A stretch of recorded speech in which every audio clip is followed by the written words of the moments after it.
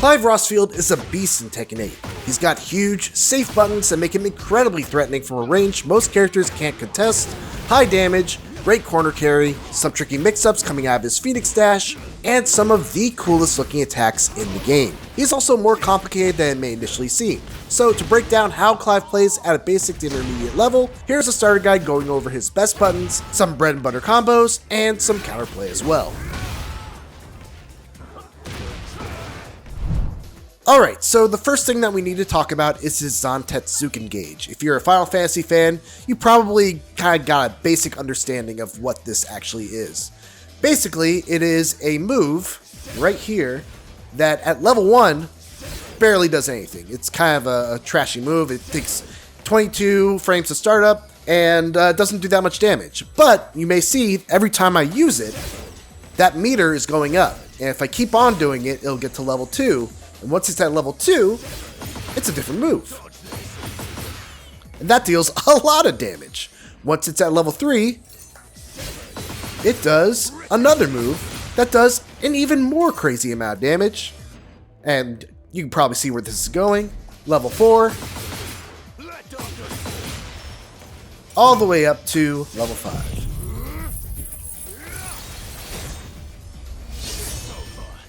Yeah, crazy damage.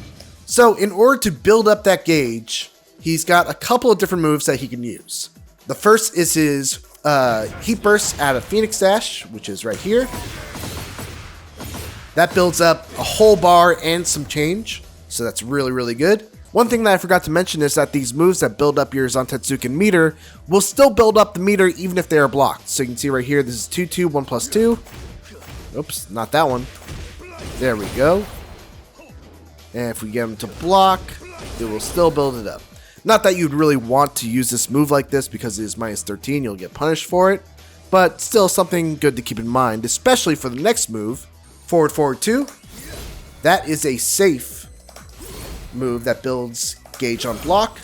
And it also is a counter hit launcher, so if you counter hit with that, you'll get a good combo. Wall rising 1-2, which is his 13 frame punish from crouch. Phoenix Dash 2-2. We'll go into all the Phoenix Dash stuff later. It is very important to his kit.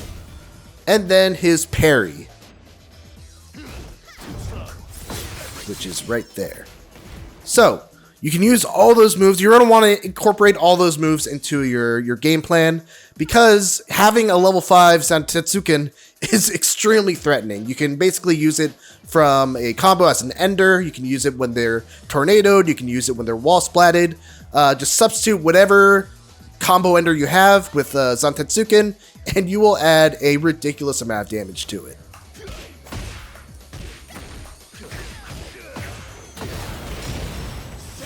So yeah, very simple example. What was a pretty standard combo now does 98 damage. Insane.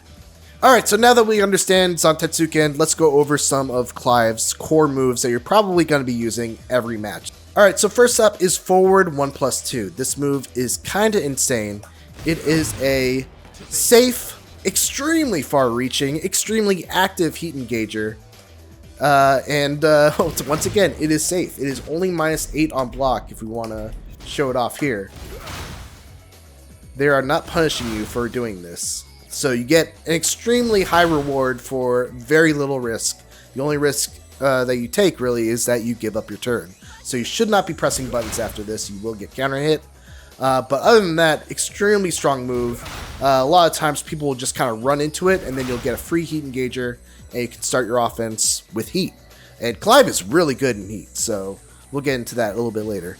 Next we have 1+2, which is a 13 frame safe heat engager. It's only -9. And like I said before, it's a heat engager, so it will get you in heat. And if you use it in heat, you'll be able to follow up with a down forward 3-1. Not much more to say about it other than it's a really good move. It's fast. It is the move that you will want to use if you're playing against a character that you're not super familiar with and they hit you with a move that you know is punishable, but you don't exactly know how punishable it is. You can't go wrong just hitting these two buttons. And if it's a 13 frame punishable move, you'll hit it, and if not, you're safe. Next up, we have Clive's back 1+2. This move is probably one of the craziest moves I've ever seen in Tekken. Look at how far that reaches. That is absolutely insane. There you might get whiff punished, but like from right here, this thing hits from so far. If you space it properly, you could basically use it as a spacing trap, which is absolutely insane. But as I said before, this is a power crush move, so you can use it even if you're minus. Try and sneak your turn back. It also wall splats and triggers stage transitions, so you can get a combo just off of that. Crazy move. It is punishable though, so be careful about using it. And then we have his forward 2, which is his running 2, without transitioning into Phoenix Dash. This is only +2, but if you use it while transitioning into Phoenix Dash, you are +14. Which basically means that you get a free mix-up. So you can go low, you can go mid, and there's really nothing they can do to contest that. They have to kind of hold that. This is really good to use out of a heat engager.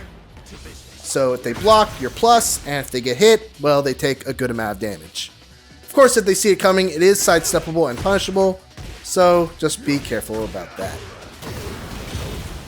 Next up, we have back 2. Once again, extremely far-reaching, safe on block, only -4, and what's really cool about it is if they get hit, you can cancel into your Phoenix Dash, and basically any attack that you use out of here is guaranteed. So I can do this, that combos, I can do this, that combos, I can do this, I can do this. The only thing I can't do is this, which that's not a big deal. That move is not for that anyway. Of course, the big weakness is that it is a high, so it can be ducked and punished, but still, don't let that dissuade you from using this. This move is really good. And then finally, we have forward 4, which is just to go into your Phoenix Dash, just a raw Phoenix Dash, basically. Why this is really good is that one of Clive's really big weaknesses is that he doesn't have very good lows. This is probably his best low, down 1, which we'll talk about in a bit. But, like, that sucks. That's a little slow. That is very slow. What's cool is that he can threaten with Phoenix Dash from a distance and then just slide in. And we'll go into Phoenix Dash and all the stuff that you can do out of that in a little bit. But this is really strong. Just going in like this and using his 2 lows out of Phoenix Stance is really good. Alright, so those were his kind of core moves that are kind of at the center of his kit. Now let's talk about some other notable moves that maybe aren't core to his game plan, but still very important nonetheless. He's got down 1, which we were just talking about. This is, once again, his best low. It is 18 frame startup, but, it's still pretty fast. It goes not as far as I would like, but still, you can use it kind of from, like, what I would call Street Fighter sweep distance, like right here. It's also +2 on hit, so when you do this, you can do Wall Rising 4, which is only 11 frames. You'll be able to beat out basically any kind of mashing that they're doing, unless they do like a power crush. If you want to stay crouched, you can just stay crouched and then do while crouched down forward 2. So it looks like this. Basically, just keep on attacking the feet if they're not blocking low, and it's just a really good tool to either pester the opponent or close out a round with a quick low. Then he's got back 1, which will track sidestepping and is a counter hit launcher, so you can get some good damage off of this. Something like that. We'll go into some combos later. Forward 3 is his orbital, which will go over lows and get a nice launch for a combo. Little quirk about this is that you can't do your usual combo starter. So the down forward 1 will miss when you use this. In order to correct it, you have to do basically a micro dash to the right. Again, we'll go into some combos later. Down forward 1 is his 14 frame punish. It has 2 extensions. So this is kind of your main damage kind of combo ender. That's down forward 1, 2, 1. Like that. He can also do down forward 1, 4, 3. Which puts him into Wings of Light stance.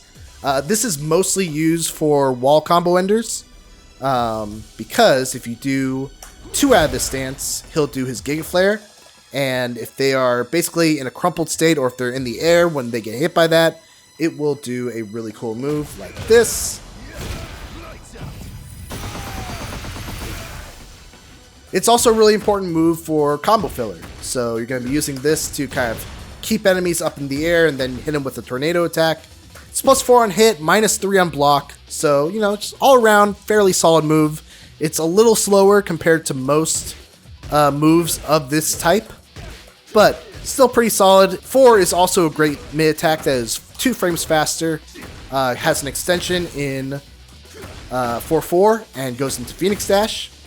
I should mention also, down forward 1, 2, if you hold forward, it'll go into Phoenix Dash, which is a really good use for that move as well. Then he has down forward 3-1, which is a Hell Sweep. Extremely slow, extremely punishable, as you would imagine, but it actually reaches pretty far. So you can hit this from a good distance away and catch people off guard, especially if they're not trained on looking for that animation yet. So this is a really, really good move, especially at low levels of ranked. You'll also be using this move a lot in heat combos. So let's say I were to do something like this.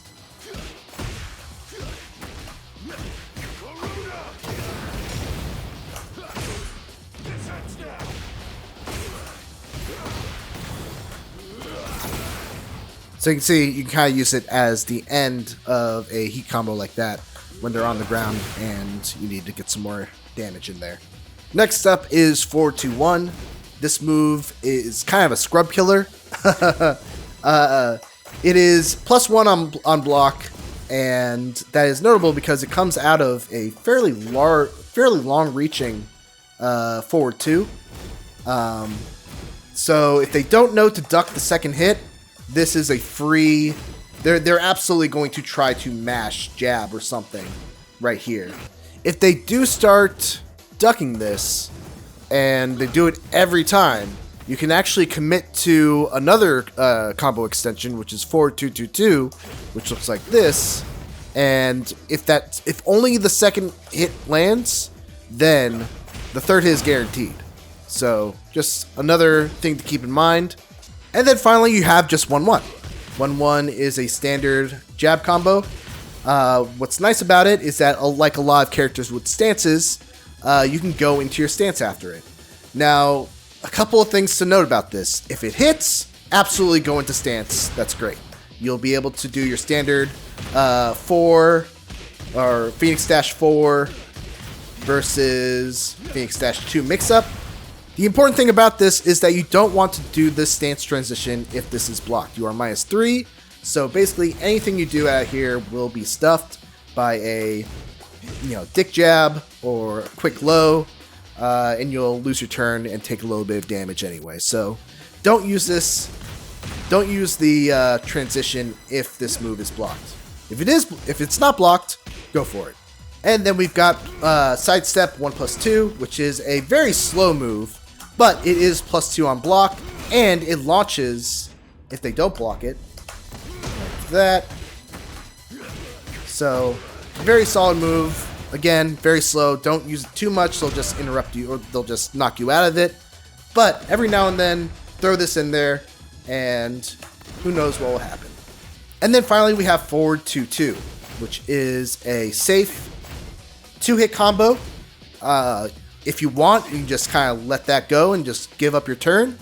But if you've conditioned them to take their turn back after these 2 hits, you can do the third hit, which will frame trap. So you see right there, and it's a heat engager, so you get to start your heat offense.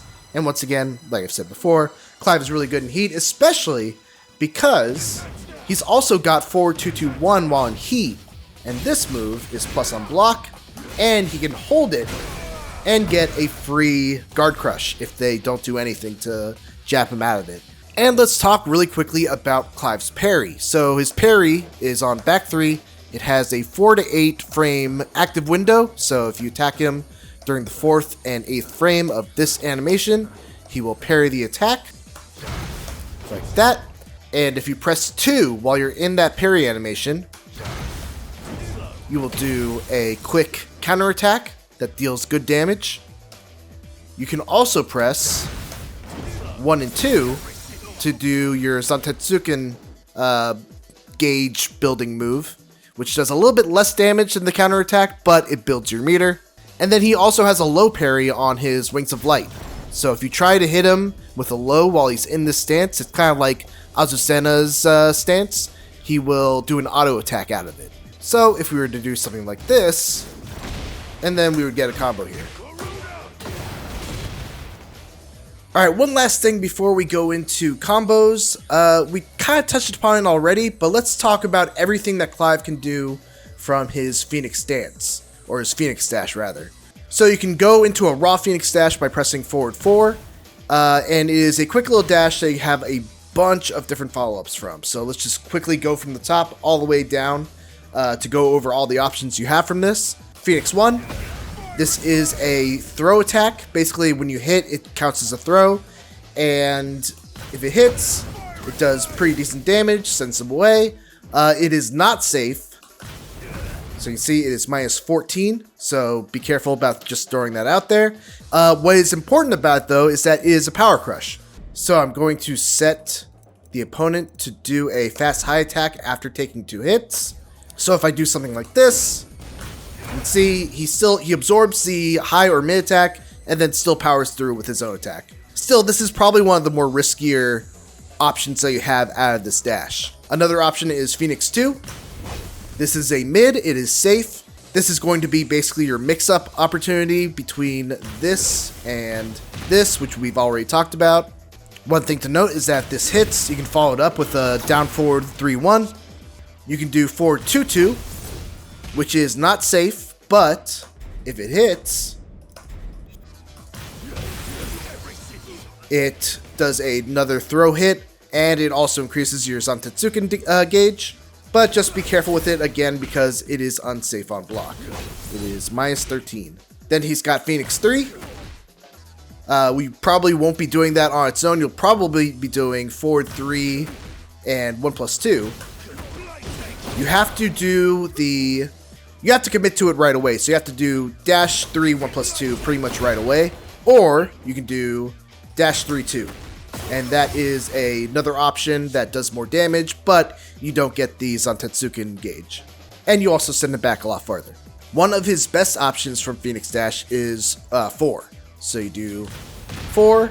If it hits as a counter, you get a free 1+2, as I've said before. Now, on block, this is punishable, but it's not as punishable as Phoenix Dash 3. So some characters will be able to punish you pretty heavily for it, like Kazuya, for example, can get a launch punish from it. I feel like it's pretty rare, though, that a character can actually punish you very heavily because it forces you into crouch, and yeah, you're going to have to hit him with a 13-frame launcher, which is not the most common thing in the world. And then he's got 2 other options. He's got 1+2, which is a heat engager. Also safe, so this is a good thing to use just when you don't know what else to use. If you're kind of scared to commit to something, just do 1+2. You'll be fine. You can see right there, only minus 7. And then your final option is 3+4, which is this pole swing move that is +7 on block and allows you to basically continue your pressure. So if you've conditioned them to hold the block, you can threaten with this, and then threaten with 4-4 or something. You got options. It's also worth noting that he can go into Phoenix Stance through a bunch of his moves. He can go in from 1-1. He can go in from 2-2. He can go in from down forward 1-2. What's important to note, though, is that not all of these are created equally. So 1-1, if it's blocked, it puts him in at -3. 2-2 puts him in at -1. 4-4 puts him in at +6. So that allows him, if he's +6, he basically has his mix-up. So 4-4, he has his mix-up of going in with 4 or 2, and you kind of have to hold that. Forward 1-2 puts him at +6. If he's +6, he gets a mix-up. That's basically what you need to know. He can still power crush through the mid option, But if you think he's going to do that, then you just go for the low, and that beats that, and also, once again, gets him that free 1+2. So that's pretty much everything you need to know about Phoenix Stance. Now let's look at his main bread and butter combo, which looks kind of like this.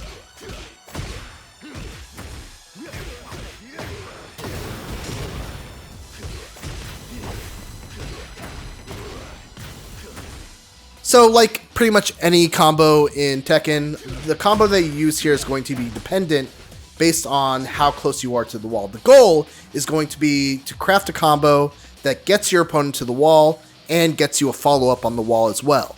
A really good follow-up that you want to try to get when you hit the wall is down forward 4-3. And the reason for this is that you can transition into Phoenix Stance and then do a quick mix-up while they're getting up.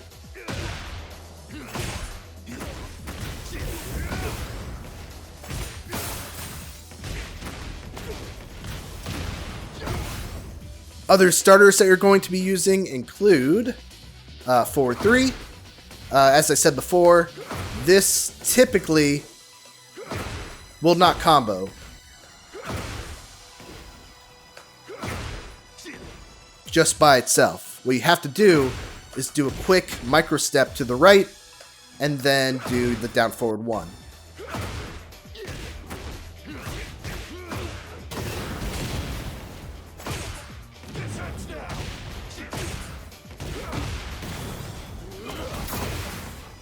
It's not super easy, and if you want something easier, you can just do, you just go directly into the down back 1+2 like this. And then you can continue the combo from there.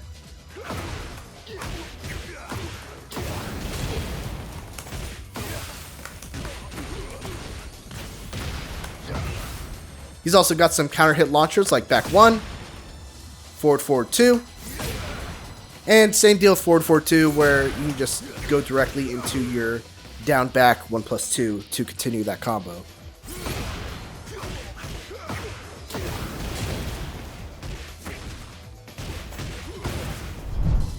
And that's our quick starter guide on Clive in Tekken 8.